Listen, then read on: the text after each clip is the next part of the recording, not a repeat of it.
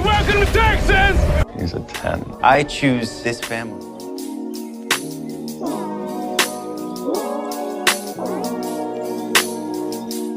Hi guys, welcome to episode 170 of 901 Lone Star Roundup. I'm one of your hosts, Grace, and with me are my lovely co-hosts, Katie and EJ. Hey guys. Today we are going to be talking about the 901 Season 9, Episode 13, titled Mother's Boy. As always, there is so much to talk about. This was quite an interesting episode, so we're going to get right into it. So we start with a very cinematic scene, like a movie within a movie kind of thing. A car flipped over and the fire truck is pulling up in behind them. Ambulance is pulling up, and we see Eddie with cuts on his face and a C collar on a stretcher. This was a very cool scene. Like, I was rewatching this morning, and I was just like, I guess I didn't really appreciate it when I was watching, because obviously I'm like, oh my god, what's happening in this episode? But I was really able to like show appreciation for it this morning, because it really was like a cool scene to show, like, okay, what's gonna happen later, because obviously that's how it is. And yeah, it was very cool. I loved that they did this. Yeah, I liked it because it was like not like a montage, but it was definitely like kind of getting you in the setting the scene, but not really like you don't really get to know all the characters, but then you see like character names that you don't know, like on the back of the jacket, and then you're like, okay, what's going on? And then you see the upside down car, and yeah, it was like, I'm like, okay, so they're pulling Eddie out. I'm like, okay, well, where's Buck? And obviously that's the whole show. Yeah, it's funny because I actually for context for anyone listening, I had spoilers, so I knew some of what was happening. So I actually thought we were getting a flashback to, because at the time I didn't know like the circumstances behind the accident that is referred to later with like the son. And so I actually thought we were flashing back to that, and we were going to get like some dramatic like scenes interspersed. And actually, like, I kind of would have liked that if we did have that going on. But obviously that's not what happened. I saw Eddie and was like, oh, never mind. I was so convinced that's what, because it was that like sepia filtering, which like you have like an old movies kind of thing. Like, oh, we're getting now. Okay. I thought I was on something. But it was pretty cool to get that. And then, we go back in time a little bit. Apparently, about approximately 36 hours earlier, we have Chim saying this is a catastrophe. He is on FaceTime with Eddie. And Eddie, he doesn't know what Chim expects him to do. Right. Chim's like, do you know what's happening in 36 hours? He's like, he's going, I'm guilt-free. I didn't forget Hen's birthday last year. I'm so glad they brought this back up. Me too. I love that they did. Because it felt weird, like, actually having it in the last season. I remember we all had some feelings on that. But referencing it as a past thing now was kind of funny. But Eddie's like, you forgot Hen's birthday. I sent a text. They all did, and like Eddie and Athena were like the only ones that apparently remembered. Which, yeah, I remember those episodes. Interesting one. And Chim's telling Eddie, they have to be here. The surprise at Hen's party can't be that half the team is missing. And there's some software glitch, so all flights out of Nashville have been grounded. This would have made more sense if they had done it like right after the issue with the hacker guy. Yeah, that's what I was thinking. I had to mentally check in my head where we were at. Yeah. I was like, wait a second. I mean, yes, but like then they wouldn't have been able to do the games if you think about it, because they would have been obviously like if they had tied the Buck and Eddie going there to help out, like, yes, that would have made sense, but also like that would have been a boring storyline compared to what we got. Oh, 100%. Like it wouldn't have worked. Is what I'm trying to say. Right. No, I hear you. And software glitches happen all the time with like travel and stuff. Like just technical difficulties happen all the time. So like it's like a real thing. No, I wasn't necessarily thinking that it would be better or would have made more sense. But it was funny because I just mentally had to check very briefly. I was like, wait, where are we in the storyline again? Because for a little bit, when you're going to hear glitches or technology related stuff, it's going to be like hacker, because that storyline is very much there still. Yeah. That's where I was at. Yeah. But Eddie's being like, also, I think I lost Buck. And Chim's like, find him. Like, keep me updated. And Chim gets off the phone and Harry asks if that was Eddie. And Hen appears and is like, you weren't shaming them for tying for first in firefighter games, were you? And Chim's like, there's no time for first. That's just 2 second places. Oh my god. Well, I guess no one beat you then, Chim. Like, Right, take like the win. and also like he had to come up with some excuse. So like him Oh yeah, being because Hen tough was right on there. them was Yeah. definitely like just like a tactic. Yeah, for sure. It was also funny that that is what Hen jumped to. And he had that response ready. I'm guessing this had been like a conversation, even if joking at some point. Right. And Hen and Harry's faces were really funny when he said that as well. They're just like, what the hell? Now we go into going back to Nashville. Eddie finds Buck, or more like Buck re-finds Eddie. And Eddie's like, where have you been? And Buck is saying how he rented a car. And he's like, you rented a car? And Buck's like, look, we can sit in this terminal for God knows how long, or we can get in a car and it's a straight shot, 30 hours. Take turns driving, windows down, tunes cranked. It'll be fun. You see Eddie kind of coming around to this. Like, it's slowly growing on him. And then we roll, and I did DJ, not I have don't it know- on my bingo card. This was not on my bingo card. Absolutely here for it. Like Oh. I was so here for it. Yeah, oh my god. Let the road trip commence. And also, I think you messaged me, I think a couple days ago. I don't think I got back to you. Sorry. But it was very Supernatural-esque. Yes. I think we were saying. Yes, I was like, I did not have Buck and Eddie karaokeing to poorly to Carry On My Wayward Son like it was in Supernatural. And like I even saw an article recently just after the show aired about how they had to get the rights to it and like they were going to feature it, and then like whoever had created it and put it in didn't even know or watch Supernatural, so they had no idea. I did hear like, that it was like that's so totally unintentional, and like I honestly did not connect that until now because I've never seen Supernatural. I will also never watch it because 9-1 to That's so Supernatural or Supernatural 9-1 fans scare me. Sorry. 100%. No. I think They you are guys scary. know what I mean if you've seen it. Yeah. So Supernatural it's fans are scary. pact. 911 fans are scary. Yes. I could go into more fandoms, but there are some really. Yeah. But this was so cool to they use this song, and it's so like Supernatural-esque with like 2 guys on a road trip in a car. Yeah. And I was like, oh yeah, this is so good for so many reasons. It was so like on every level, no matter how you enjoy this pairing, it was just cheap. Like it was just delectable. So you just have them jamming out to music, debating movies, snacking, Eddie drinking energy drinks and throwing it at Buck to wake him up, and we have more jamming. It was so funny because like they were just I could just kind of see Oliver and Ryan kind of just having the time of their lives. Yeah, this looked like just so fun, and it was very like iconic. Like I absolutely loved it. It was such a moment, and I love it. Yeah. Mm-hmm. And Buck saying, you know, how this is good. When's the last time we went on a road trip like this? And Eddie's going 2021 San Angelo Fire. We love the crossover mention. Yep. Yep. And Buck says, yeah, that was awesome. It's like And he's like, disaster. yeah, it was a natural disaster. I can understand fun. the sentiment because I think when I forget what it was, but like in a show my mom and I watched, there was like some sort of accident at a water park, and so this is what I'm like, oh cool, a water park accident. My mom's like looking at me like, what the heck is wrong with you? And I'm just like, it's a really good type of like accident, like emergency accident to happen. Like this is gonna be a good episode. That was my reaction, so I'm just like, yep, Buck, I get you. And Eddie's going, you know, this is a great idea, Buck. Immediately, next scene, Buck saying, this is a terrible idea. Because they're sitting in traffic. There's an overturned tanker up ahead, so they're just stuck.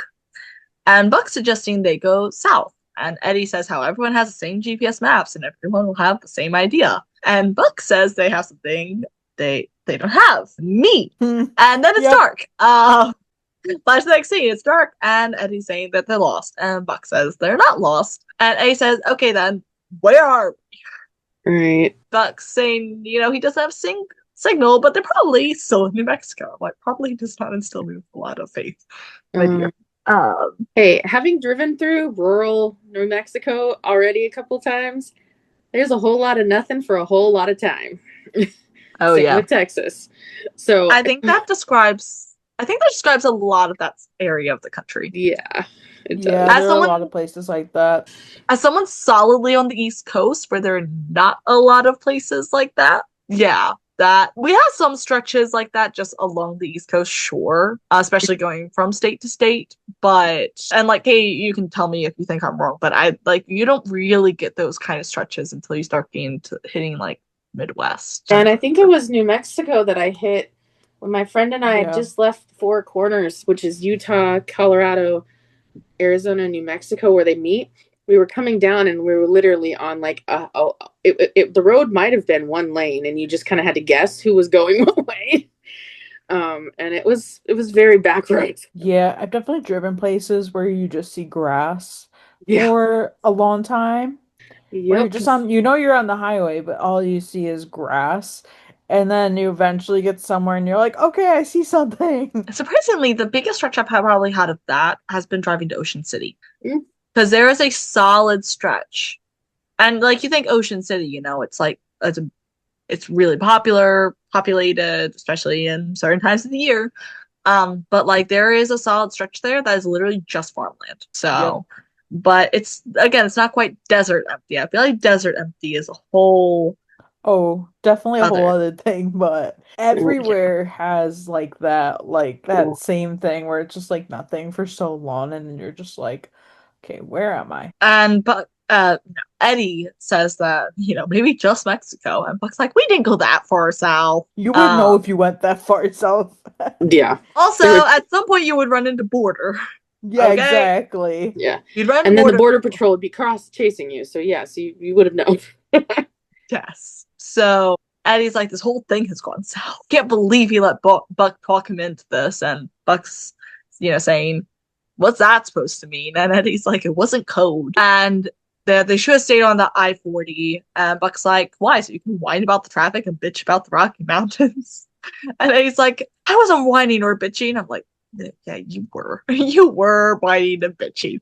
And Buck says, oh, please. You started at the airport. Whole thing. And I'm like, Buck, sweetie, can you please just close it for a minute because this is not helping the situation. And you never want to be the passenger princess and be telling the driver what they're doing. That is just not the best idea, especially when they probably haven't ate a solid meal in a while. Yeah, and he was getting hangry probably. Yeah, he for sure was. He wasn't wrong. No, he was. Yeah, they both had their points. And he also wasn't the only one. But also, yeah, they both should have just stopped it. Shut up. They should have taken a breath. For sure. Taking a breath. Definitely needed to stop. And Buck's saying, he's trying to be a problem solver and stop Eddie doing what he always does, being gloomy. And Eddie says there has to be a gas station or a coffee shop, and they'll stop and ask for actual directions. They find a diner and go in. And I'm like, this just feels like how every horror movie starts, actually. This also looks like the side of the Criminal Minds episodes have started. 2 lost people stopping at a rundown diner in the middle of nowhere to ask for directions. Yep. Usually winds up with someone getting kidnapped. Oh, gee, yeah. Yep, that sounds familiar. I was watching this. I'm like, this. I can name at least 3 Criminal Minds episodes off the top of my head that this reminds me of. Yep. Anyway, so they go in, and Buck's saying, how it smells good, and Ace says, they're just here to ask for directions. Just eat something, child. So they hear a dish break, and they turn their heads, and the waitress says to sit wherever they like. And Buck sits at a booth, and Ace like, what are you doing? And Buck says, she said sit anywhere. And he also says, you really think we're going to make it back for Hen's birthday? And Eddie says, probably not now. Buck says, so we're not in a rush, so we might as well fuel up before you hit the road. And Buck Just going, besides, you get cranky when you don't eat. I mean, he's not wrong. He's not wrong. Okay, everyone. He's also cranky, being but I'm like, logical. you never want to say this to somebody because like you get cranky when you don't eat, or are you hangry? And like telling somebody, "Are you in a bad mood today?" are literally things you should never say to somebody. Well, Yeah. Yeah. There's yeah, you're careful. You gotta be careful for sure. yeah. Especially when you're on the road with them in the middle of Yeah. nowhere by yourself. So with them, yeah. And Buck's, he's digging in, he's eating a piece, and he just has coffee. Not a good idea. Yeah, no. And he's just like glaring at him across the table. And Buck asks for directions. And when the waitress walks away, he tells Eddie, if you didn't want to get off the I-40, you didn't have to. No one had a gun to your head. And Eddie says, he had a buck in his ear. And Buck's like, so you just do whatever I tell you. And Eddie says, path of least resistance with you, Buckley. And they get heated. And they're yelling and arguing. Yeah, I will say I kind of found it a little bit cathartic.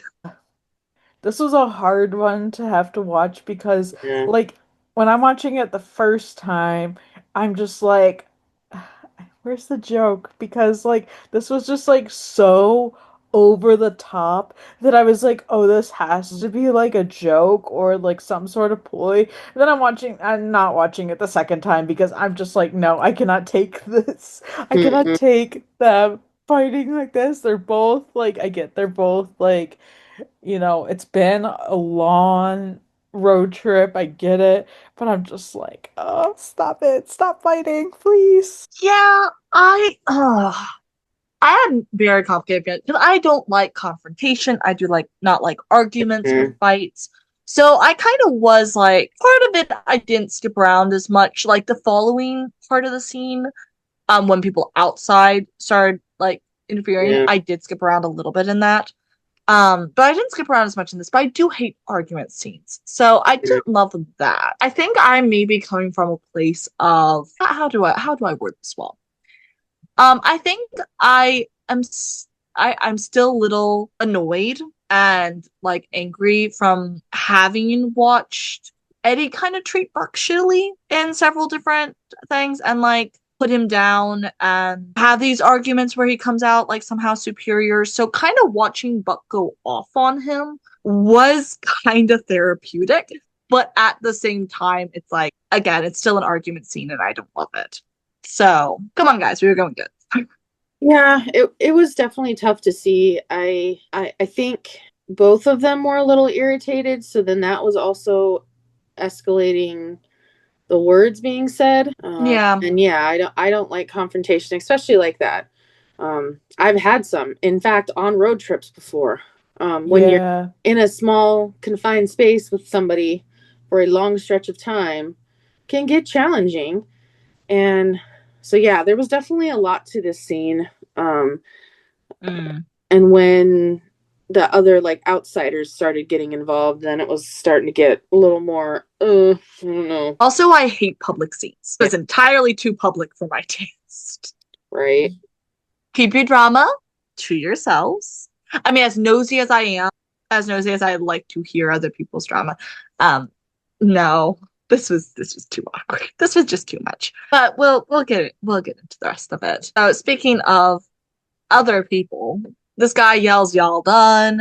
And Eddie's saying to this guy, "What the hell are you looking at?" Eddie, that is also fighting words. A lot of fighting words being thrown around here. Mm-hmm. I think I would do the same thing though, because like I get it's a very public space. But a lot of times when people have like things like this, they're not like paying attention who's around. So like I understand the response of being like, what are you looking at? I maybe don't. I think I disagree because I would be too conscious of the fact that all these people just had to listen to this fight and we were the intruders. Like everyone that was in there was there when we came in. And then we came and brought a whole bunch of drama and we're not very quiet about it. So I think from there, I would just kind of be a little too embarrassed at that. That's just me. But that's where I'm like, I would have been like, sorry about that. My bad. To the car. That that's just where I find it. But maybe if you're still spoiling for a fight after that, maybe. And I think that's a little bit of what was happening. It was that they were still heated. Well, and I think too, the person insinuating, like we don't get a lot of your kind around here. Well, that following this, Yeah. 100%.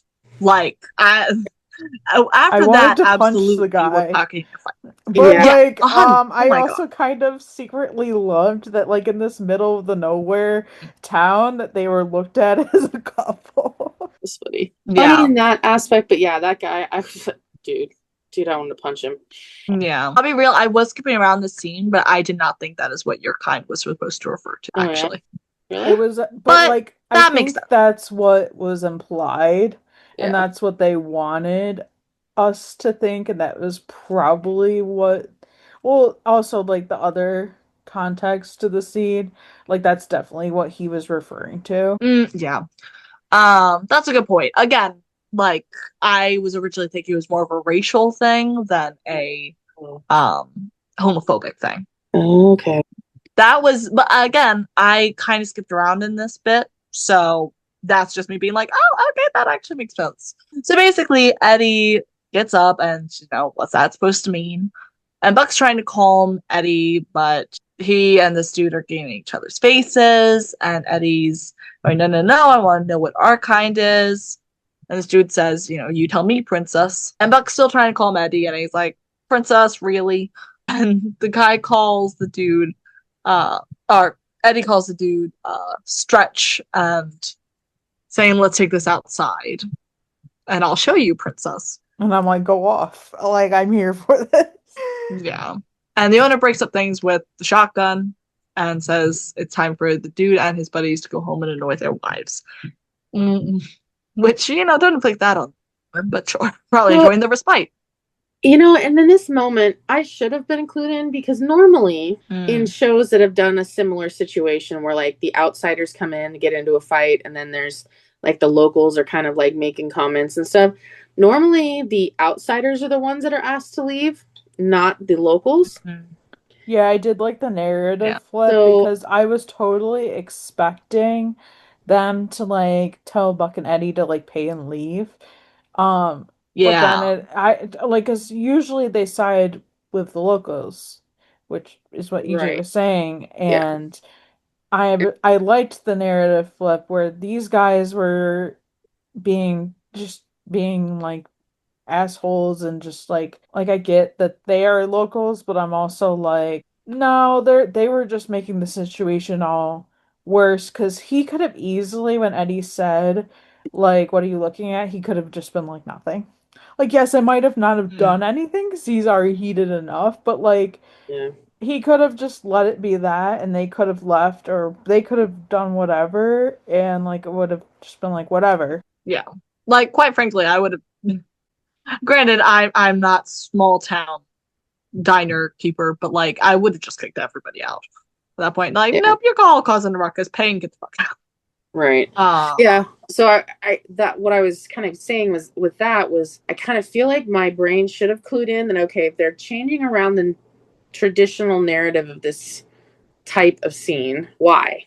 Yeah. And I didn't click in my head at the time when I watched it the first time. Yeah, I also feel like with these episodes, I'm not really thinking when I'm watching them, because I think when you're trying to analyze the whole episode as you're watching it for the first time, it's just like not fun. So I definitely kind of like just let myself kind of like watch it and enjoy it and like take it in, rather than be like, wait, what's gonna happen? Like this and this.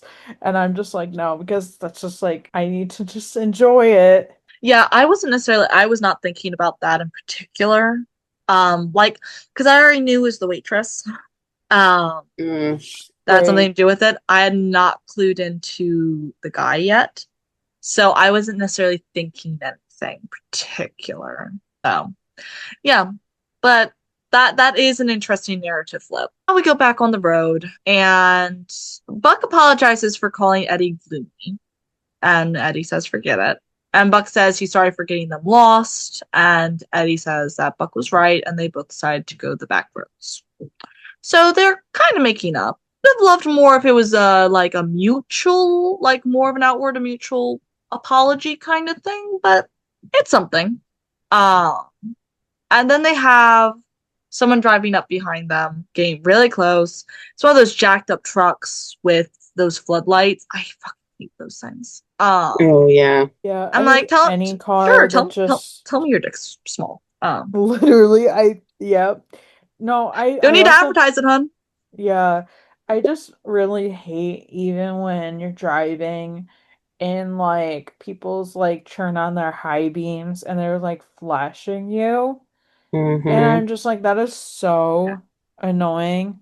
Mine would I'm go also done with on, all these LEDs. yeah, Oh yeah. mine would go on like automatically, but then if another car was like ahead of me or even on the other side of the road, they would turn off. Same. The moment I approach any like moderately lit area, my high beams will automatically go off. And that includes if a car comes towards me.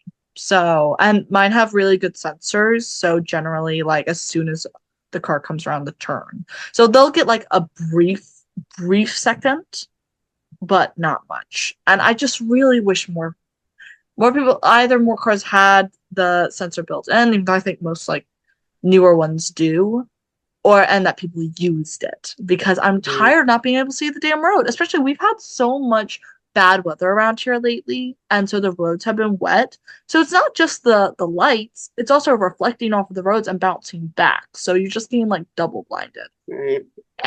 Anyway, so I have such a hatred against all these headlights. But these trucks are just like not even the small dick thing. Some people with small dicks still know how to fuck. Tell me you don't know how to fuck with Sorry. Mm. I also have such a thing against people like this. They're not.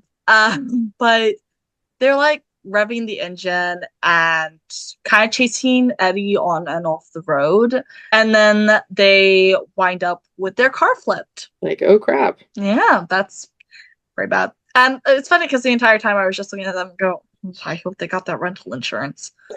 I didn't even Yeah. think about that until recently. I feel like you'd have to be like stupid not to get it.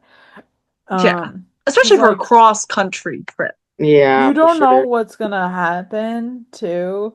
I would be like, oh shit. I wasn't thinking this when it flipped, but I was looking at the back end and how like the trunk was like smashed in and stuff. And I was like, oh, I hope you got that insurance. And it's so funny to be thinking in the middle of watching this episode. Right. I'm That like, is hilarious.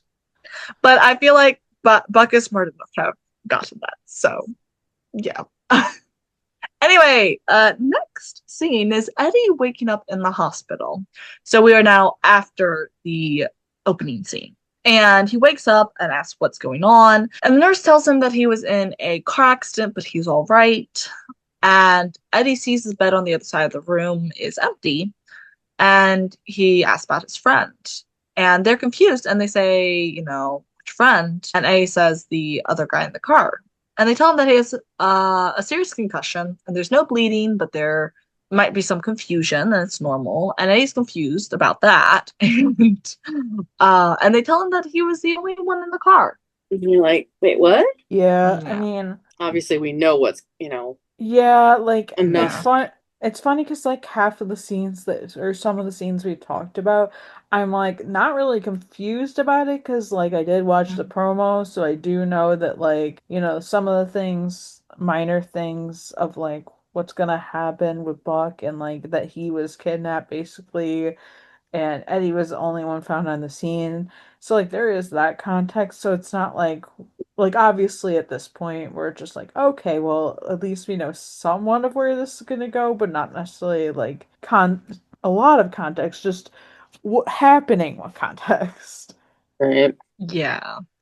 And see, like part of me is like struggling thinking of this from like a first responder standpoint because I'm like there are definitely signs that other people have been in the vehicle. Like even if it was just like Buck also had facial injuries, so like blood smear on this, that, and the other. Like, and I'm like, but also, if the car was smashed enough, that's one thing. And also, like, I don't mean to stereotype, but like sometimes small towns and resources and trainings may not be entirely up to date as well. So who knows? But I was just like, oh, they just like they found a sign. But I don't know, maybe that's more common than I think. But also like but also I was watching this like flip scenario and I'm just like, you mean like the most deadliest kind of crash and you like broke your arm?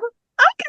Good thing you were wearing your seatbelt. Yeah. Sure. Anyway, guys, can you tell I'm so tired? Yeah. I feel like they could have done something a little better to the accident to make it seem a little more realistic. Because flipping a car, it's rare that you walk away from that. Yeah, I feel like they obviously had to make sure he was mobile enough for the stuff that's gonna happen in this episode. So like I kind of understand 100%, yeah. why they didn't do more because they have to make sure obviously, he can at least provide some of the action, let's just say, in this episode. And I will say, like, I'm thinking about this, and yes, flips are some of the rollovers, some of the most dangerous car accidents. But I do actually know somebody who rolled their car. I actually know two different people that rolled their car, and they both walked away from it basically unharmed. And that is like Yeah. statistically really shocking for one thing.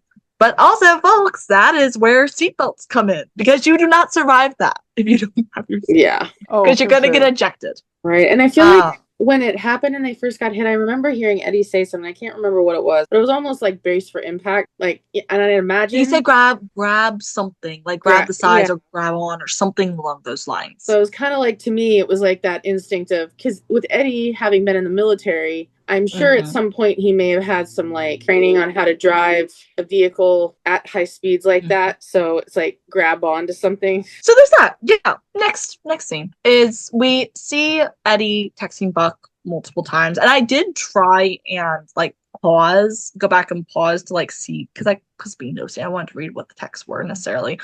But I couldn't because it was right after an ad break, so it kept just taking me back to the ad. I was so mad. I tried to, but it was like way too blurry to even read. So yeah, it was also like for a second. So you had to be like very excited. But the sheriffs come in and say they haven't found Buck or anybody else, and they've only come a 10-mile radius. And Eddie says then they'll need more resources. And he says he remembers, he wouldn't call it a run-in, but with 3 locals at a diner. And the sheriff says they questioned 9 locals from the diner, and they recall is you and your friend Mr. Buckley. And Eddie says they call him Buck, and the sheriff saying cute, my wife calls me Woody. No one cares, but okay. Yeah, literally nobody cares. Nope. That is also the wrong use of the nickname in this case. Yep. But they had a spat that escalated to a fist fight. And Eddie's like, no, we had words. I'm like, yeah, let's not over dramatize it. Like, geez, it was dramatic enough without that. Right. And of course, they're taking everything out of context. And Eddie's telling them to talk to the waitress and the cook and to question the 3 guys. He says maybe they took him. And Sheriff says, why would they want to do that? And he's just like, ask them. Yeah. Go do your damn job. Literally. And I was telling you guys this. So, like, there's a sheriff and then there's the other sheriff. And the other sheriff, and, like, I don't mean this in any sort of way, but, like, basically the other sheriff was so useless. Like, he was basically the other guy's bitch, essentially. And, like, I hate to even say that, but, like, it's true. Like, he was basically just, he was more than his assistant. Like, I guess if you want to be technical, I guess you could say that. But, like, no, because he was just, like, doing all the dirty work for this dude because this dude obviously did not do his job. And it's just, like, they very much played into the stereotype of a small town sheriff of they don't really do any work and whatever and, like, just not doing their job. And it's just, like, really? But, like, honestly, they played it so well. I'm just saying that, like, I was just, like... Yeah. I was just like, I wanted to punch both of them. And when Athena came in, I was like, Athena, can you just go there to punch this dude? Like, don't even do your job, just punch him. Right. Yeah. And also it is worth saying that, of course, they're narrowing in on like the brown person to be questioned, because of course they're not going to talk to the white guys that were also part of the altercation. Of course they're not going to like, this is very, again, we're in New Mexico, and rural New Mexico at that. Right. Deep South. So I was just watching this going, yeah, I think we'd be having different conversations if Bobby were in that bed, so to speak. Or not that they would have had a fight like that necessarily, but like just insert any white we would be having different conversations. Or even necessarily if the roles were flipped and Eddie was the one missing and Buck was in bed. It'd be a different conversation. So a whole lot of fuckery happening here. Yeah, definitely a lot of assumptions being played. Yeah, a lot of isms. And then we go back to LA and the 118's finishing a call and Athena's there as well. And Athena is saying, your coworker has a big one coming up, and Chim says it's in my calendar and tattooed back my eyelid. Good. He's like, I'm not forgetting again. No. And Eddie calls Chim, and we hear Chim saying, hey, Edmundo, how's the open road? Did you guys kill each other yet? Oh, we're not hearing the other side. Yeah. But we're getting enough of it from Chim's face. I honestly loved that they played it like that too, because it was just like, it added at least some comedic relief to this, and then the way his emotions switch so fast. And Eddie tells him about the accident and asks he is asking if they're okay, and they fills him in on Buck missing. And Maddie finds out at the call center. Chim and Athena are there. And Maddie says, no one saw him leave. There are no witnesses to the crash. And Chim says it's a pretty deserted stretch of road. And Maddie asks who's looking for him. Athena says local authorities have already searched the surrounding area. Athena is sure they've expanded it by now. No, I'm not sure on that one. But I think she has a little bit more hope than we do, because I'm like, absolutely, they're just gonna be that's proper procedure. Yeah, they're not 10 miles. He's not here. Okay, he went home. How? I don't know. He walked clearly all the way back. And Chim assures Maddie, they'll find him. And she's like, no, he's there alone, confused and in pain. And Athena says, he could have also been helped and someone could have been driving by and picked him up. Maddie's questions then, why hasn't he called? And why hasn't he called? Why has no one said anything? Why has no one else been brought into the hospital? A lot of different things happening there. And Chim says he doesn't know, but he doesn't think they should assume. And it's like, they are trying to calm her, but this is not helping. It's all empty platitudes. And at some point, it's a lot more empty when you know how the system works. Yeah.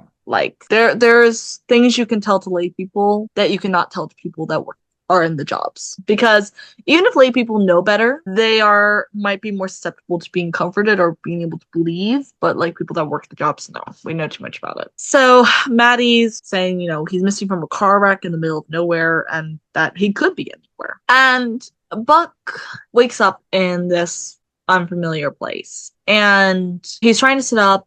And this woman is going, you had an accident, or try and sit up. And he's really confused. And he's going, an accident? He's questioning why he's not in the hospital. And then he's kind of coming back to himself. And he's like, he realizes he knows her and knows her name's Bonnie because she works at the diner. And this woman keeps calling him Derek and questions if he's playing games with her. It's very odd. And she says, I know you took a spill, but you can't pretend not to know your own mother. I'm like, really funny considering we just had the Buckleys.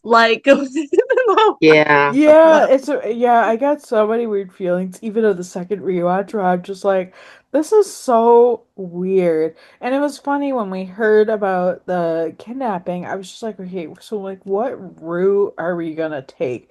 Because obviously it was funny because I saw people online being like, Maddie and Buck's kidnappings are the same. No, they're not, and even other people, when somebody said this, were like, they called it out and were like, no, they're not. Maddie was kidnapped because she was finding out too much information. She was going to figure it all out. Buck was kidnapped to be somebody's pseudo child to replace this lady's son, which was so freaking weird. It really just gave me the creeps. I've definitely seen this sort of scenario, not necessarily in this aspect, but in many aspects. So it was just weird seeing this, and I was just like, I was totally creeped out. Yeah, we all were wondering what direction this was going to go, because we were all like, who has a grudge? Who would want to also in the open road, neither in Nashville nor LA. It didn't really make any sense. So it is interesting to see this also, just full-fledged Criminal Minds shit, which means that I, as a Criminal Minds lover, is eating this up, kind of. But also, it's nothing I haven't seen before. Right, exactly. And I think maybe there's a little bit of like, even on the show, necessarily, it's not anything we haven't seen before. So I'm not necessarily upset at the route they're taking this. I kind of wish they'd come up with something a little bit more original. But I also understand that they're still dealing with like the themes of grief. So there's that as well. Oh, and I kind of feel like I've heard mentions of like, because of what happens in this episode, it's going to like, there's going to be PTSD with it afterwards. But you know what? Hey, we finally get to address PTSD. Yeah. After a traumatic Honestly, event. I'm here for it. And maybe Buck will finally deal with losing Bobby. Like, Yeah. counseling and, getting some mental health help. And maybe making people listen to him, which he shouldn't have to make people listen to him, but maybe making people listen to him. Now that I'm thinking about it, I'm like, am I going to be far more intrigued by like the consequences of this and the outcome of this than I am about the like actual storyline? I'm curious. I'm really... where they're planning on going with this, because I have heard there's inklings of like mentions of it's going to happen throughout the rest of the season. I was like, oh, okay, here we go. Yeah. So this is going to be interesting. But bit more in the scene. So she's going off about a motorcycle and hating it. And at the time, I am also thinking of young Buck riding a motorcycle. Yeah. I'm thinking back to Buck Begins. Yeah, that did flash through my brain, but it's like been so long where I'm just like, okay, what is this lady going off about? Right. Yeah. Like I wasn't thinking of that being in connection, but I thought that I was like, well, he didn't do that. But Right. definitely not here. Like about 15 years ago, maybe. And but Buck's just like, lady, what are you talking about? And he tries to get up and she like forces him back into bed. He tries to get up and get out, but there's bars on the door and windows, so he's stuck. And the bars on the door and window, that was a higher escalation than I expected. Yeah. It's like, that's a little twist. Mm-hmm. And then, of course, he passes out. Because in my brain, I thought, or maybe it was because of things I saw, I thought that he would have been like tied up in the basement or something. That's when they said that he was gonna be kidnapped, I was definitely expecting him to be like tied up to a pole in the basement. Right. Maybe it's just me watching so many kidnappings in various shows that I just have that. And also, that's kind of what happened to Maddie. Yeah, I was also like thinking of that. Yep, I'm thinking of not even just like the Carlos one, but even just like so many things Kind of underneath the sink. Yep. Yep. Yeah. Next, we get Eddie calling Chim, and he's talking with Maddie, Chim, and Athena. Buck's phone was last tracked at the diner, and Eddie thinks the sheriff is protecting his pals. They're very focused in on these three guys, naturally, because they have no way of suspecting it could be anybody else at the time. And Chim questions how more serious this could get, and Eddie says the sheriff thinks he murdered Buck. And Athena grabs that phone and she's asking for the name of the sheriff, and she calls him. And this fucking dude, I am so over this man. Oh, yeah. This is continuing on to the whole like stereotypical small town sheriff, lazy old guy. Like a guy that's just there to collect the paycheck until he can retire and get his full pension. Yep. And protect his buddies while he's at it, because you cannot tell me that like if these guys were actually involved that he would have done anything about it, because clearly he's not doing anything about it now. And Athena's telling him to call for backup. And he's like, you call me. Are you my backup? And Athena says, do I need to be? Because you should also be looking for three persons of interest. I love her so much. Yep. And this dude's like eating lunch while he's talking to her. And I'm like, oh my God. How unprofessional. Shade on like the lunch bit, but also move your ass. I think he could use it. I don't think to be like that, but I think we all agree on that. Like, come on, dude, you've obviously been out of practice for a while. That's why you have like a younger sheriff apparently doing all the work, all the legwork. Apparently. And the sheriff says he already spoke to them. Their stories check out. Do we think he actually talked to them? No, absolutely not. I guarantee he's just saying that. Yeah. Also, even if he did speak to them, I can guarantee you was like at a bar and he's like, hey, what about this the other night? And they were like, oh yeah, this fucking insert slur here. And he was like, oh yeah, and that's the story. Yeah, for sure. We clocked that. Like that's That's for sure what happened if he in fact talked to them. Just say. And then they proceed to like get drunk off their ass. And go annoy their wives. And the sheriff thinks it's Eddie. And Athena says, Eddie Diaz is no killer. And the sheriff says he's a combat veteran. You don't think he ever pulled a trigger? And I was like, bitch, you got a gun in your holster. Does that make you a killer? Yeah, literally. I was, That was so like mad at stereotype this. after stereotype. Mm-hmm. And I mean, I Yeah. get it because that was the whole point of this. Like, because going back to like the initial like confrontation with Buck and Eddie, and then the guy asking you like, we don't get a lot of your kind around here, and the minor insinuations and that they're a couple. It's like the first cops often always assume the spouse or partner first. So of course he's stereotyping again, and even the cute comment about cute. My wife calls me Woody. It would just make his day to get the brown, assumedly homosexual person. Yeah.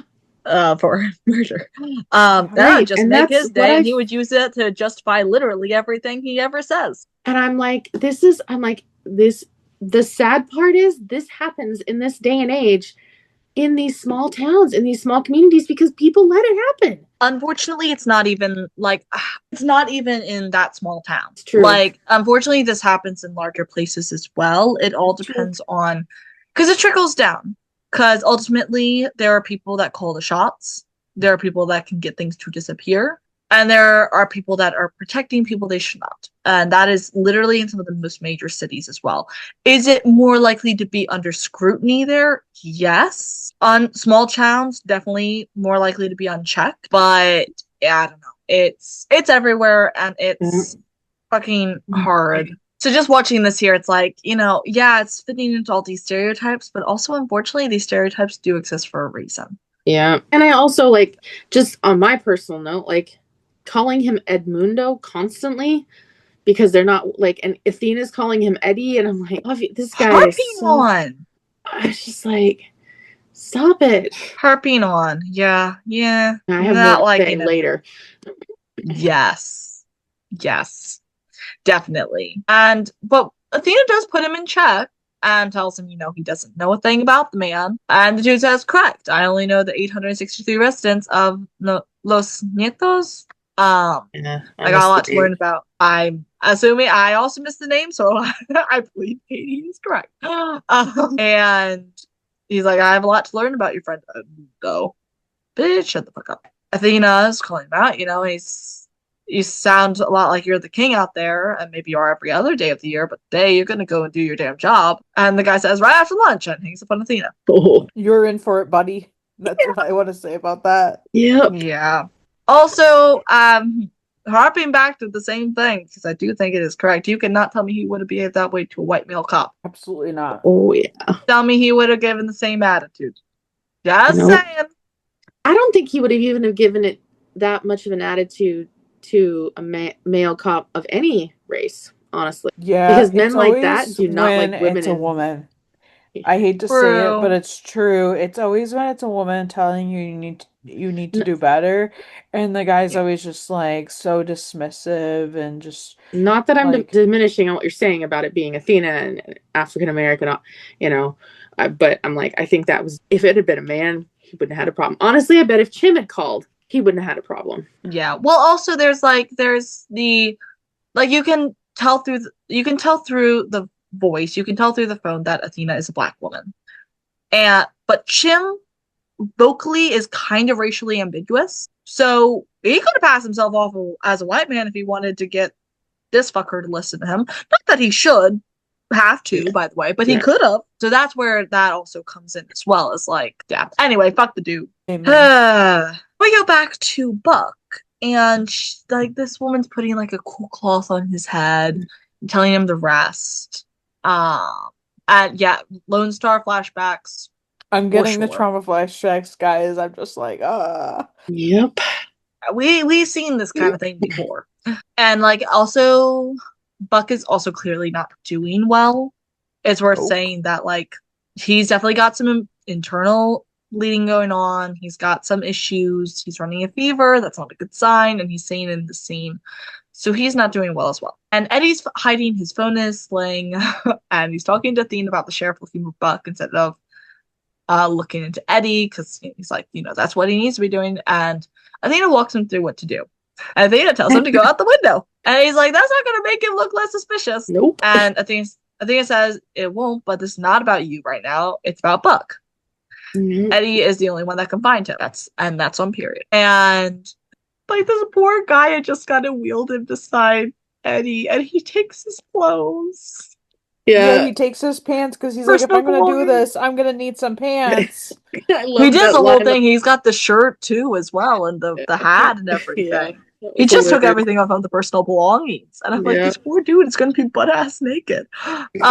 Although I think he was in a coma, so I don't think he's gonna be needing clothes for a while. Probably not. Coma probably would have been on more equipment, but he was for sure unconscious. Oh yeah, That's what I mean. He was definitely not there. So he was. I'm hoping that guy had some relatives bring him some new clothes. Yeah.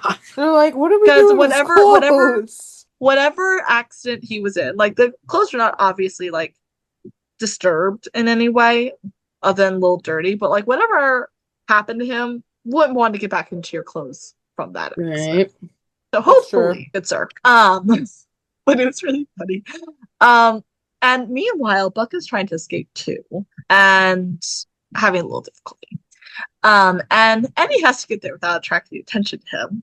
And he just sees this guy riding by on a horse, and he says there are options. Now I'm thinking he was just gonna like take the horse. I'm like, sir, how are you gonna do that? Don't make this worse for yourself, please. Yeah, I was curious how they were gonna go with that, and then I was like, I'm surprised he didn't show us, but then like you could tell obviously that was the next step. I was like, this is hilarious.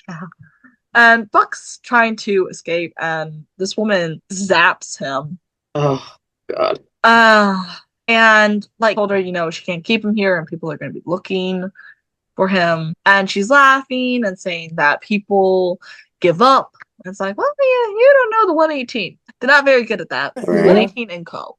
And Buck tells her, he's not Derek, and she keeps zapping him, and so he has to convince her that he is Derek. And this poor, so bad for him. It's just like, oh my God. Yeah. That was rough. Yeah. And not the sheriff just going into Eddie's room to find him gone. Meanwhile, the deputy's like, oh yeah, it's all been quiet. Yeah. Which one was last time you looked? Idiots. That's like I'm just like, I loved it, and I'm like, haha. Joke's on you. Joke's on you. And Eddie had just ride to the diner on the horse. So he did steal the horse, which was I thought he was gonna have to do originally. No, he just hitched a ride. Honestly loved that. Yeah. And he tries to get info, but the waitress is not really helpful. And Eddie was able to get Bonnie's name, Bonnie's sheets, and Maddie is able to look it up. And Maddie tries to call her, but it goes to voicemail, and her address is a 30-minute drive. Eddie sees a for sale car sign for a rundown sedan and tells Maddie to send him the location. I was surprised he didn't ask for money back from the auction to pay for them. I was expecting that. I did think about that. I know we were even talking about it before we started recording, like, because in my brain I was just like, oh, he definitely just like paid for like, because it looks like a real rundown car. So in my brain I'm like, oh, he bought this for real cheap, because like that tracks. Like it's a very dire situation. Eddie doesn't care. Like, it's whatever, he'll sell it later, whatever. But like, it's just like, oh, did he steal it? No, I don't think so. It's just like, oh, we were having that debate on whether or not he stole it, because I thought he stole it. I did. I was like, okay, go asking. Well, and the car was in such bad condition, I would not have been surprised if there was under $1,000 on it. So I wouldn't be surprised, since he was traveling to Nashville, if he had a bunch of cash in his wallet. So he could like offer cash. But then I was like, he probably didn't have his wallet because they didn't get all their stuff back from the police until the end of the episode. So all he had was his phone. Yeah, I just, in my mind, not like anybody be missing it though. Are just true. And it's also the middle of nowhere. They could have definitely played into like, oh, the keys were in the car, because that is such a like who small knows town thing. Who knows how long that thing was sitting there for sale? Probably he probably could have just bought it for a couple $100 at that. Right. And we go back to Buck, and literally this room is so creepy. And Buck sees a picture, and he sees who must be young Derek, and he puts on Derek's clothes, like the outfit he's wearing from the photo, to fool her. And he tells her, "I thought you forgot about me, Mom." And he asks for something to eat. And she brings him a grilled cheese and hot soup, and he throws it at her. Tackles her, tells her, he doesn't want to hurt her. And he tells her not to move, but she tries to push him, and he pushes her, and he locks her in there. And she tells him, "Where do you think you're going to go? There's nothing for miles. You can't survive in the desert for miles." But he's trapped, and there's no one out there to save him. He goes into another room and sees the real Derek on life support. Okay, question though, because This I'm is confused. weird because I'm like, was this him or was this I don't somebody think it was. else? And they didn't clear this up, so I feel They like did we're not, which made me supposed to think that it's Derek, but I'm also like, she had said in a later part of the episode that this It accident was happened 14 years ago. 14. So Exactly. I'm like, they definitely made us want to think that he was just like casually on life support in another room that like they didn't hide off. And also like, yes, you can be on like this type of like you can be on like essentially on life support at home, but like you definitely have somebody caring over you and not just your parents, you know what I mean? Mm-hmm. Like Also, there's like, at some there point, your body does start to deteriorate, especially if you're brain dead. yeah, And we don't know the exact details of everything, but at some point, especially at home, as you're saying, his body will deteriorate. And so that's why, okay, we'll get into this later, but I do want to know if I was tripping. Because actually, you know what? I will bring it up later because that is actually in like one of the final scenes. I'll bring it up because it relates to this, but it makes more sense to talk about it at that point. I don't think this was the real Derek, though. I think this is just not the first time, and they allude to it not being the first time. yeah, I did like even when I wrote this note earlier, I wrote it and then I was like, wait, was that actually him? I think the show kind of put this in there and they're Mm. like I think it's one of those things they didn't really think about when they put it in there to clarify because they're like, oh, nobody's gonna pay attention to this. And Right. yeah, here we are. Yep. Now we're asking questions that Yeah. things that they never expected to talk about. Like it was not even like it's a background detail. It's like it's one of those details that pisses me off a little bit. Like not really, but it pisses me off a little bit because it's like this is you included this and it would have made no difference if you hadn't included this, but since you did include it, can you explain it? Right. Yeah, Because that's a whole ass person right there with the stoma. because if it is somebody else that isn't Derek, then why are they on life support? And So why? how would they have gotten on life support without like raising some serious questions? So Because that's why doctors it also ties like, me to think that it actually was him. I don't know. It's very but it also confusing. doesn't look anything like the person in the photo as Well, well. like photos aren't, they don't Also, it was always not a do a great good visual of his. job, It was you not a great know? visual of his face in that I feel photo, but like, I don't yeah, I it don't think just, it was, but it makes no sense for it not to be. Yeah, I have my own theories, but I was gonna wait until after we kind of wrapped up the whole thing to share because I feel like um, it makes some sense either direction. So like I totally get where both of you are coming from. Yeah. Like the whole like is it or not him? So I'll We can get into share. that later. Yeah. Yeah. yeah, for sure. Because there's more. But with that, Buck is knocked out with a shotgun by the husband, Earl. More like ex-husband, we learn. Yeah. But the guy from the diner. Yeah, the cook from the diner. Right. The guy And from we the don't also find that out until later. No, we don't find out any we don't find out fair stuff, but we find out he's involved because from that point we didn't have confirmation on anyone else really being involved other than her. So we see Bonnie's POV from earlier, and she's talking to the locals, and Buck and Eddie walk in for directions, and she sees Buck, which makes her drop the dishes. And she tells Earl when she saw Buck when he walked in, that she thought that was him. And she tells him, that it could be him. I think she said something along the lines of this time, which is another reason that makes me think this is not the first time this has happened. Right, yeah. But again, we have more to go. Earl duct tapes Buck's hands and he tells Bonnie, that they don't have to do this. You've already done it. But he says they can get him back to the house in the room and make it so he can't get out. And Bonnie says it's too late. He ruined it. And not this couple being delusional that he's going to get better. Like, he's going to die the way they're going. He's not doing good. And honestly, they could have even more effectively just tied him up and left him there for another couple hours. Probably would have did him in right then and there. And so Earl leaves because he can't be around for this part. And Bonnie says, that's why I divorced you. You were always weak.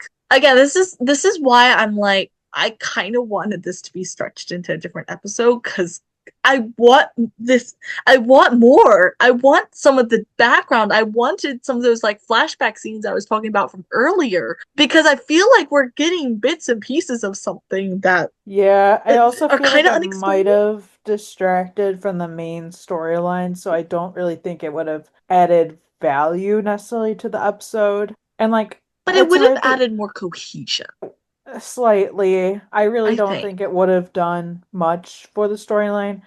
I think go into another episode and you can cover some things, but I definitely think sometimes more than one episode for a storyline like this really doesn't do any good. Yeah, They hardly ever gonna stretch things like this out anymore. I definitely see what you're saying. I still think a little bit that I wanted more, but that's just I don't know. Or maybe what I wish is that they hadn't tried to fit so much into one. That maybe they could have shaved some stuff off. Yeah. Made me Yeah. want more without it maybe even being able to necessarily stretch over another episode. Yeah. I mean, I Right. feel like they couldn't have taken anything out to alleviate anything also. Everything that was in Yeah. there, they could have taken like minor things out, but there wasn't anything in there that was unnecessary. All of it tied to the main storyline. It's not like we had some random call in the episode. Yeah, it's whatever. Maddie is making a call, and Jim walks in, and he tells Maddie that Athena has contact with someone in at New Mexico State Police. And Maddie says that Eddie isn't picking up, and that she's going to go out there. And Jim starts arguing like a little bit. He's like, Maddie, and Maddie's like, she's going to pack a couple, get in her car. He'd do the same for her. He did do the same for her. Mm-hmm. I love that callback. And of course understands. Right. And we go back to Buck tied up as Bonnie loads the gun, and he tells her that he's sorry about Derek, and that he mentions the motorcycle accident and when it happened. And she says 14 years ago. And Buck says, you didn't even get a chance to say goodbye. And Buck says he knows what that's like. Not with a child, he can't even imagine. But he goes, I lost someone too last year. He was like a father to me. First person who ever saw me as more than just a screw up, and now he's gone, and sometimes I don't know who I am without him, which was heartbreaking. Yeah.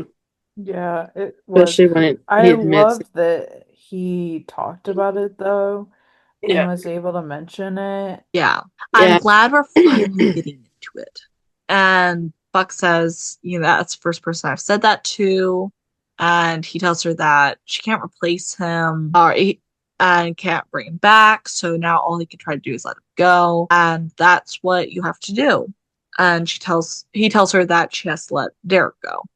Yeah. And she questions how. And Buck says by facing the truth, no matter how hard it is. And she says she's sorry. She doesn't know how. And then she points the gun. And Earl comes in saying that someone's coming. And look who shows up.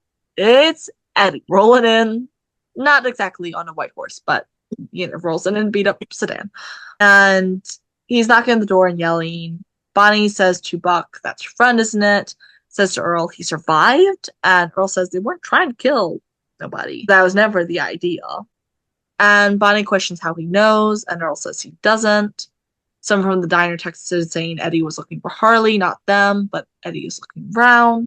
Bonnie questions what they will do if he comes down here, and Earl says, let's hope he doesn't. Buck says don't let him, please. He has a son. Christopher's 15 years old, and Eddie's all he has.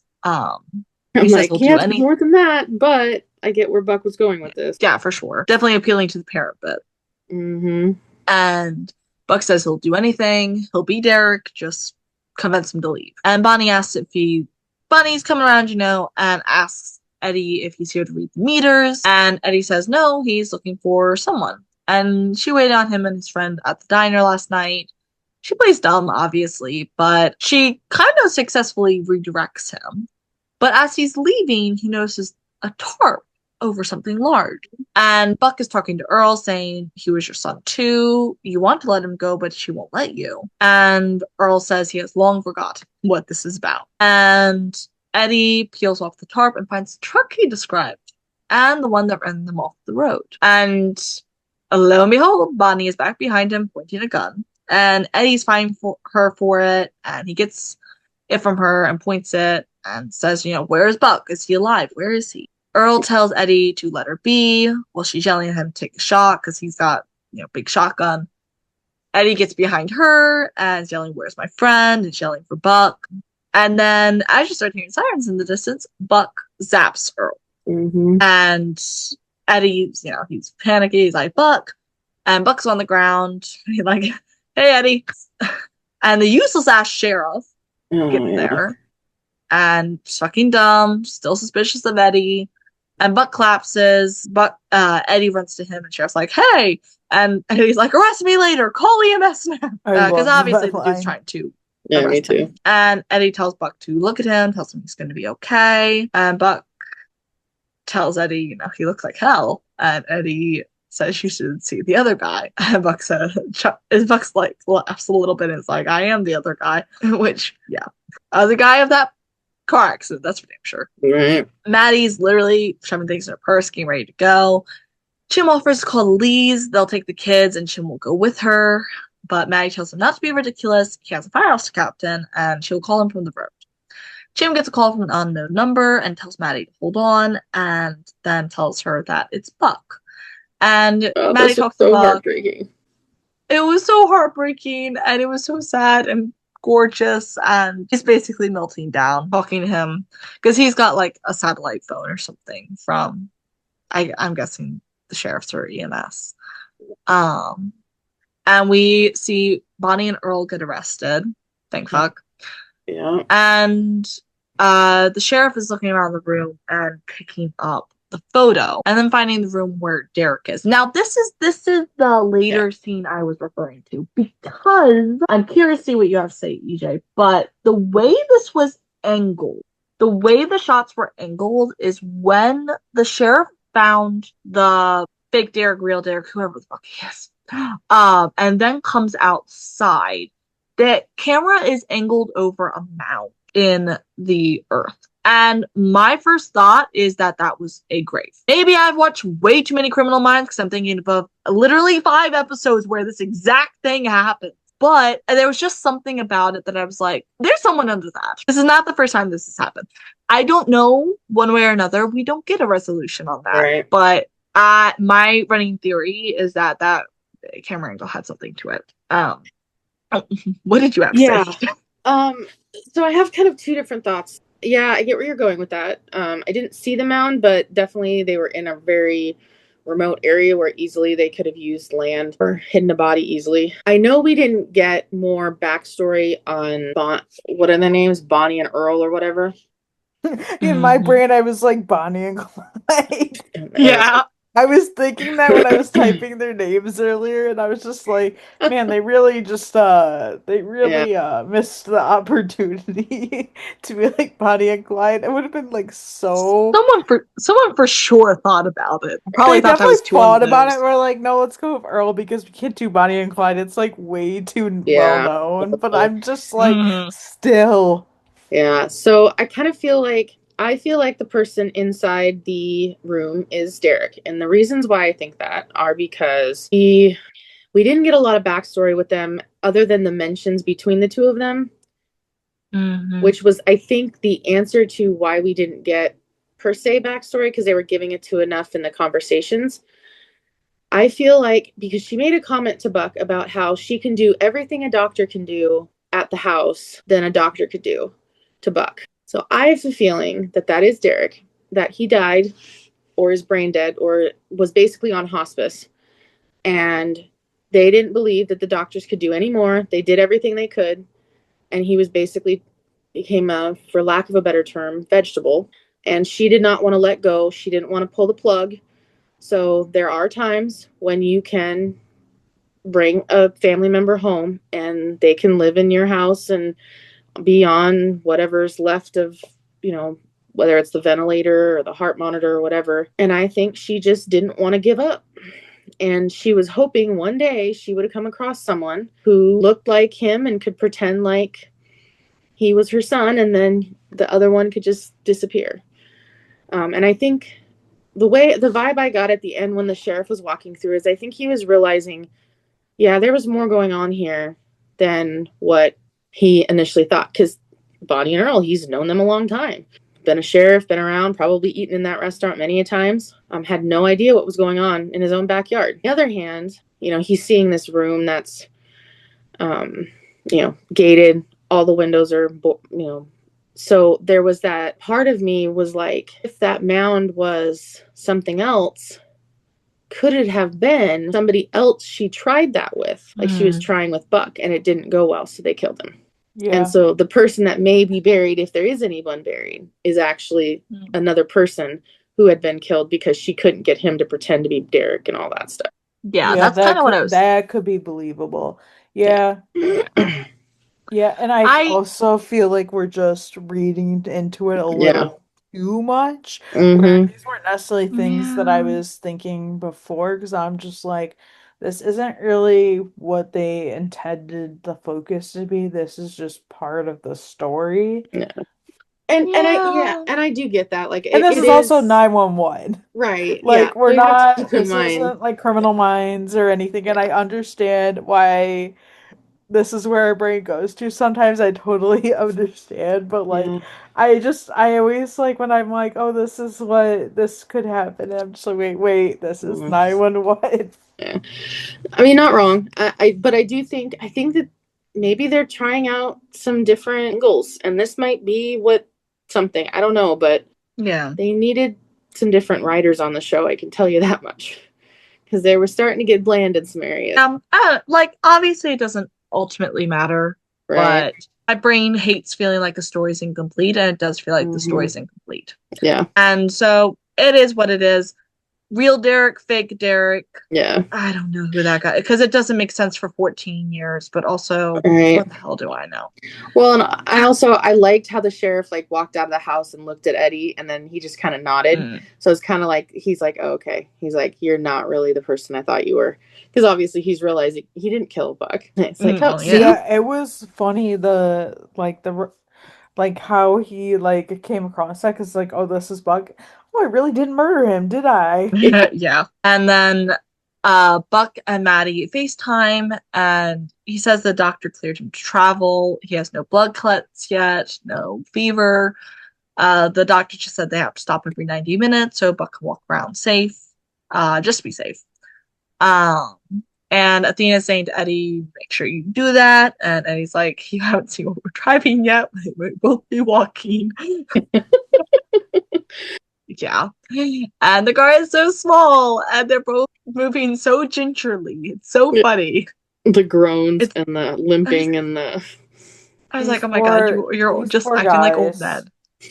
Like these 6-foot+ tall guys are crawling in this little car. I know, it's like, oh my god. I definitely not really able to bend very well either.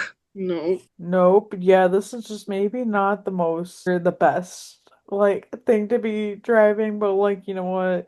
I guess it's better than possibly trying to get on a flight. Yeah. And Buck's like, hey, put on the birthday girl. They may not have service once they hit the highway. And Jim's like, so funny. He's like, she's not here. And he says, they can wait. And May says, she's not coming. And Athena says how Karen planned a surprise birthday weekend in Napa. And Karen didn't tell anyone because she was afraid Jim would ruin the surprise. And Buck's like, that tracks. Well, yeah, but she knew you had this plan. And Harry says, no, she didn't. Jim didn't tell Karen what he was inviting them to. And Eddie was like, hell, I the hell not. And she was like, He was afraid she'd ruin the surprise. I don't think Karen is the one you need to worry about, my dear. No, not in this situation. Jim, absolutely, but it's so funny. And he's like, we could have just waited for our flight. And Athena's like, sure, you could have, but you would have had the chance to see the country. Although they didn't know that at the time, which obviously they're like, wait, we could have waited.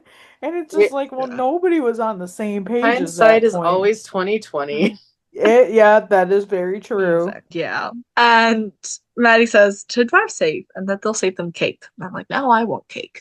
Buck says they'll see them in 10 hours and says bye. And Buck asks Eddie if he wants to call Chris, and Eddie says he called him not on FaceTime because it would be better to explain things, gesturing to his face, in person.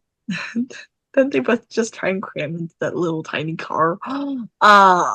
And Buck's like, are we sure this thing's gonna make it all the way to LA? And Eddie being like, it's a 10-hour drive. What could go wrong? I'm Eddie? like, come on, have you Shut the fuck up. not learned anything? Yeah, the fuck literally. I was like, Eddie, maybe let's not tempt fate because, like, why would you say that? I think Right? even I'm like, that's when I like was saying the watching Q this the word. first time, I was like, oh, why would you even say that? Good thing it's the end of the episode. Yeah, because that could have led to so much. So that is the end, as Katie said, that's the end of the episode. What are our thoughts? How are we feeling about this? Oh man. I did like it and I loved like a lot of the aspects of it. It was like fun to watch, but I don't even know if I explained this. When I first watched this, I was very confused because I was just like, okay, what was the whole point of this? And then I watched the second time, and obviously, what you know the second time, it makes a lot more sense, especially when you kind of go into the episode not knowing anything, or like only knowing off of the promo and not obviously like I wasn't spoiled on anything because nobody had seen the episode at that point, so like there was nothing. The one thing I did know is at some point this season, Buck was gonna get hurt, and this is like a couple weeks Mhm. ago, because there was this photo that apparently somebody on the crew accidentally leaked, and so then everyone was posting it everywhere to the point that the person was like, can people start taking this down? Which at that point, when something gets leaked, you're screwed, because it's already out there. Yep. Internet, that's just how the internet works. And so like I did see a photo of basically Oliver, like, and you could tell that he was hurt, and I just like, okay, well, we know that something's gonna be happening. So like I did have that, but yeah, it was a very interesting experience. I did like the things that they did for Buck and Eddie in this episode. They were very interesting.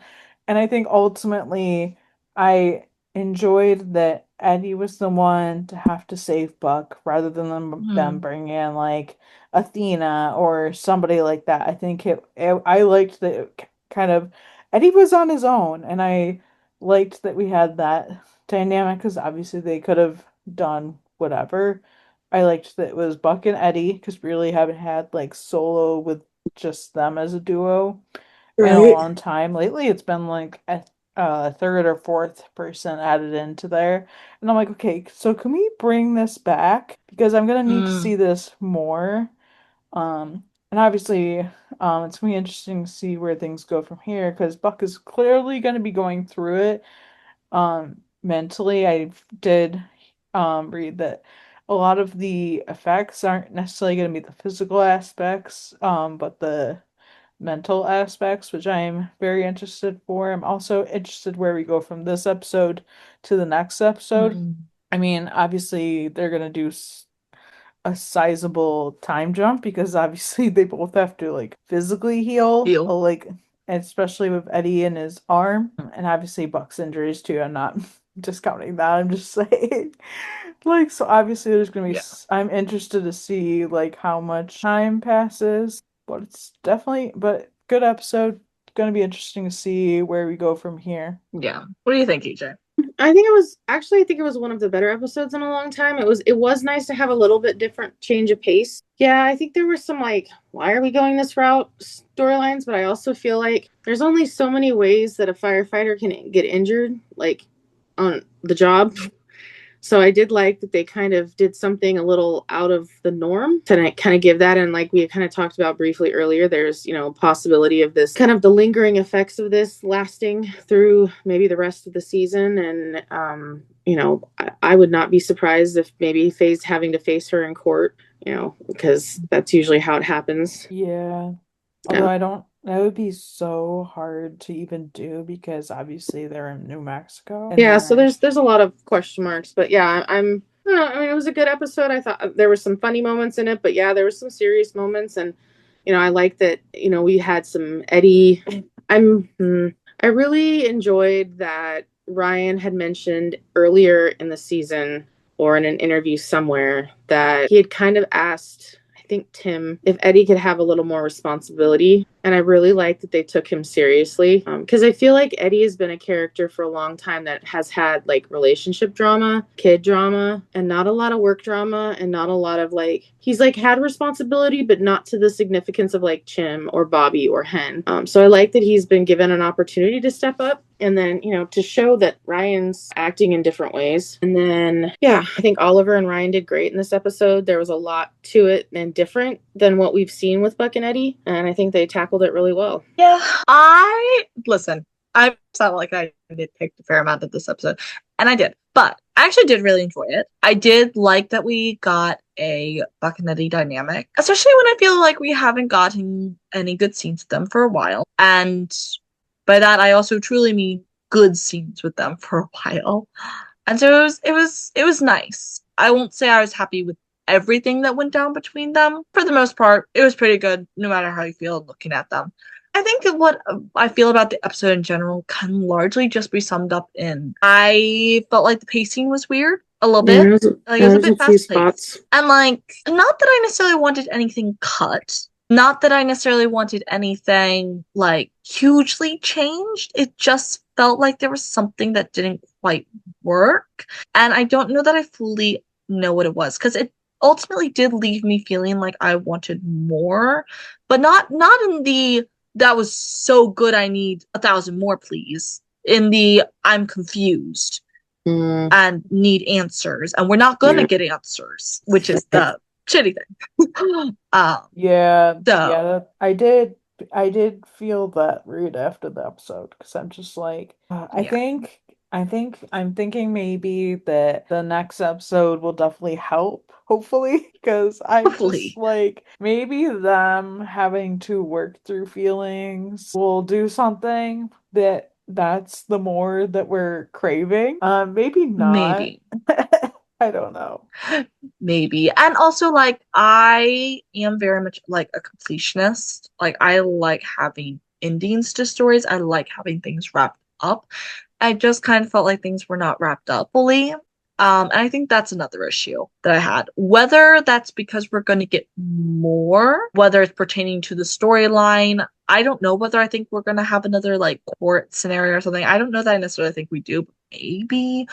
Like I don't know. I don't know what we're gonna get. I don't know what info we're gonna get, but it just felt like it slightly fell short. Not in a way that made it bad, just like I didn't know I was hoping for more until I did go. But ultimately I did like the episode. It did remind me of Supernatural, it did remind me of Criminal Minds, and those are both shows I love. Yeah, me too. And of course, it did have some good 901 feels to it as well. So, not the best episode. This won't go down as one of the best episodes of the season, I don't think, for me at least, but it wasn't bad. And I'll pass it to someone else who has watched the promo. I actually haven't watched Katie. it. Okay, so the promo, and I don't even know what to feel about this episode, and this is literally the only thing that's out there for the next episode, which is kind of weird. But basically, Maddie gets a call from a girl who's saying that their house is trying to kill them. The 118 responds. So these people are apparently like their house is like a DIY house, it's seeming like they're like doing all these like things to their house. The guy falls from the roof, but he's really just hanging from the gutters. He gets shocked from their fridge. Then there's a fire call, which I have no idea if it's like related to this. I almost seemed like it was like they were going to back to the same house, but maybe it was a different call. I don't know. Maybe that's just me. Then Maddie asks Sue if she can raise her arm, and then she collapses, and Maddie says that she's having a stroke.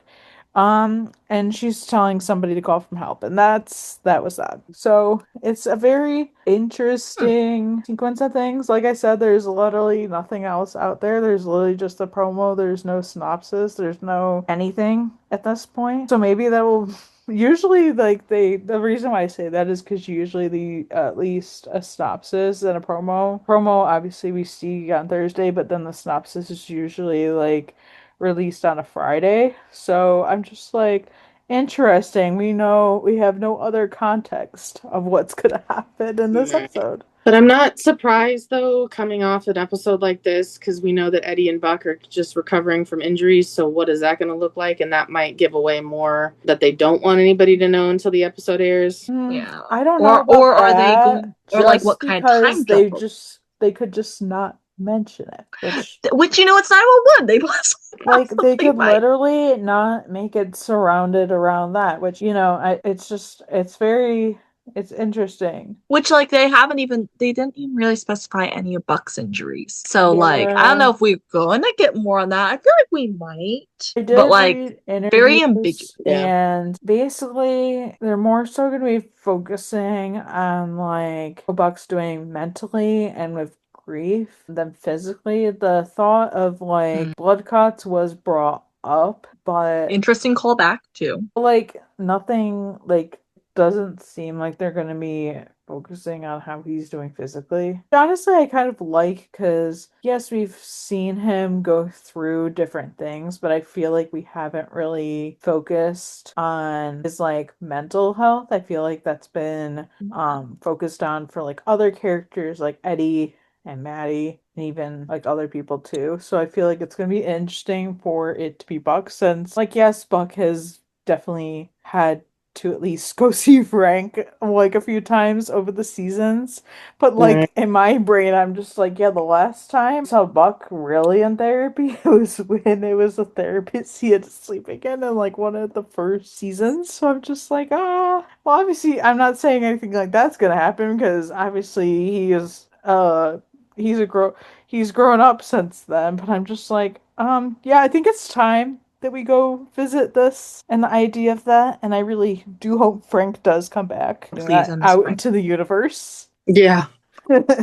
Yeah. Did we ever get a name for the one that he was seeing and Buck was seeing during pandemic? Wasn't it Dr. Oh, guys, I'm totally forgetting about that because I always forget about things about the COVID season. But yes, he did go to therapy in that. But we really haven't seen it Which, that like, much. Hey, that's fine if he goes back to her. Like, I love him having a personal therapist, but also we do have a connection for him because he's been there for a bit more. So either way, like we have been asking for like Buck's mental health to get looked at for so long, and we've been asking for PTSD to be like visited, and we've been asking for a bunch of this. So I'm really hoping we get something, and I guess we'll just find out exactly what when it comes time. Yeah, I'm excited to see where they go, and Yeah. especially with these last few episodes because we have like 5 episodes left. Yeah, we're gonna be getting down to like the crux of how the rest of the season is playing out. It's so crazy to think about. Like I was thinking about this earlier. I'm like, damn, this is episode 13. Next week is episode 14. And then then after that episode, we'll only have 4 episodes left. I just think that's so crazy. I think once you get to episode 10, it just like flies. Yeah, it really does. I'm also very curious because we have such an early confirmation of the next season, what they're going to do with these last 5 episodes because they have free range. They are fully confirmed. They could leave us on a cliffhanger if they really wanted to. I mean, they had an early confirmation last season, so I don't. I mean, they did kill Bobby last season, so we do have to remember. I think the fandom would have rioted even more if they left. Not only did we lose Bobby, but left it on a big cliffhanger. I think. Yeah, actually, they had said. I think Tim said that he would never leave something like that on a cliffhanger, because he would want to give people like obviously like the funeral episode and like to give fans like time to grieve and like that would just be like such a shitty thing to like be like Bobby died, okay, bye, see you in the fall, bang. Yeah, and like so maybe not so much a cliffhanger. Cliffhanger is probably the wrong word. But like when we think that like Bobby died last season, maybe more accurately, they have room to do something big. I don't think they're going to kill anyone else, to be quite clear, but they have room to move. They Yeah. have a lot of extra space to work with because they have that confirmation. Yeah. So Yeah, we'll see. we will definitely see. I'm sure we'll talk about that more when we obviously get closer to the finale date. Especially with whatever their big final fiasco goes. How are they going to close out a season that they opened in space? Are they going to go to hell? Yeah, I more so not. I don't mean to think so far Are we ahead, team? but I'm like really just like, what the hell are they gonna do for like the opening for season 10? Because season 10, I feel like you have to do something at least important. I don't know how to put it. I'm Are we honestly like every season I'm scared of what they might do. Are we gonna for this finale emergency of whatever kind, are we gonna like really pull a supernatural and Dean Winchester it and go to hell in opposite of like Space Week? I thought we were going to the core of the earth, which is Either that or not just feasible. underwater. 911 Marianas maybe. Trench or something. 911 Bermuda Triangle. Yeah, hey, I would watch a Bermuda Triangle like spin-off faster than I want to watch Nashville. Oh yeah, probably. Or maybe we'll get that whale that swallowed what's the name, Trip, to come back and Oh yeah. take care of some other business. Yeah. I would love for him to come back and like, this is the reason why, because this is what I'm envisioning in my head. Because I would love for him to come back and like be at his total worst, and then like him be part of the emergency, like him needing help, and then you just see this man like at its worst, and I need like Hen to be there and Athena to be there, and it's just like, this dude. They'll probably never do that, but like I low-key want that. Thank you guys so much for joining us and listening. Be sure to subscribe to wherever you get your podcasts and check us out on YouTube. For more, visit 91lsroundup.com and follow us on socials at 91lsroundup. We are on Facebook, Twitter, Instagram, Threads, and TikTok. And of course, come join us on our Discord. The links down below and on the website. You guys can follow me, Katie, at For the Love Charles on TikTok, Instagram, and Threads. You guys follow me, Grace, at RonanRafa911 on Instagram and Threads. You can follow me, EJ, at EJ8302 on Instagram, Threads, and TikTok. See you next time. Bye. Bye.